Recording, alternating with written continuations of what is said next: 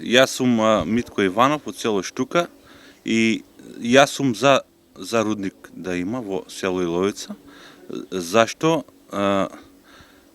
Мојата иднина ја гледам во рудникот како млад и не одам на протестот. Нашиот став е од година назад исти, непроменен, значи ние сме даваме поддршка за проектот Евроресурс, ако може да се отвори рудникот, сметајќи дека многу луѓе од тие две населени, па и од другите населени места ќе се најдат работа, може да добијат работа, да се задржат тука од Иловица и Штука се иселат. Тие село станаат пусти. Истите тие луѓе сега што одат на протести, истите тие луѓе го захтеваат тоа да биде рудник на бакар и злато Иловица Штука и така го доби називот.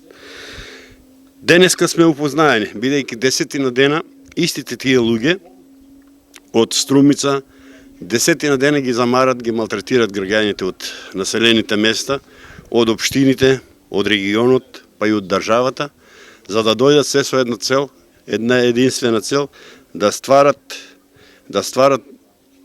недоразбирање и револт кај граѓаните.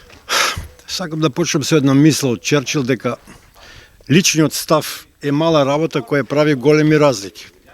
Зошто сум јас поборник за отварање на рудникот? Јас сум од овие краишта тука и сум свесен дека да, Струмица е земјоделски крај и за жал нашето земјоделие веќе подолг период не е баш у таа кондиција која што ние сакаме да ја прикажеме. Да, за отварање на рудникот, видејќи од многу причини. Причината број 1, немаме ние екзистенција за живот од земјоделието. Затоа не само јас, има многу што сакат да се отвори рудникот.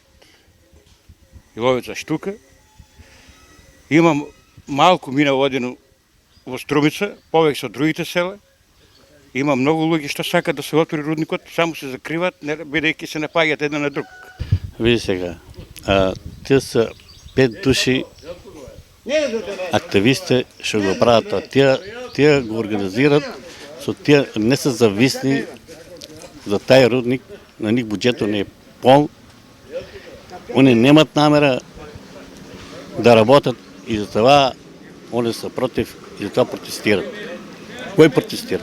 Тие што имат фирми, тие што се запослени во администрацијата, тие протестират. Да има добар живот, да се вработме, да има добри плати. Шо од земјоделие глава не сме дигнале. Ќе одам ќе се вработам, јас децата.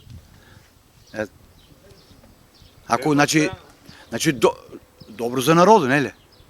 Се они викат, значи нема да има ништо штета, така ли? Нема и платите са ниски, кажуват од рудникот и ќе има големи плати, кажуват и нели нема да има ништо штетно, ќе направат такви филтри, модерен рудник, како демек нели ќе нема ништо да се населението да е загадено или земјоделието да пропадне.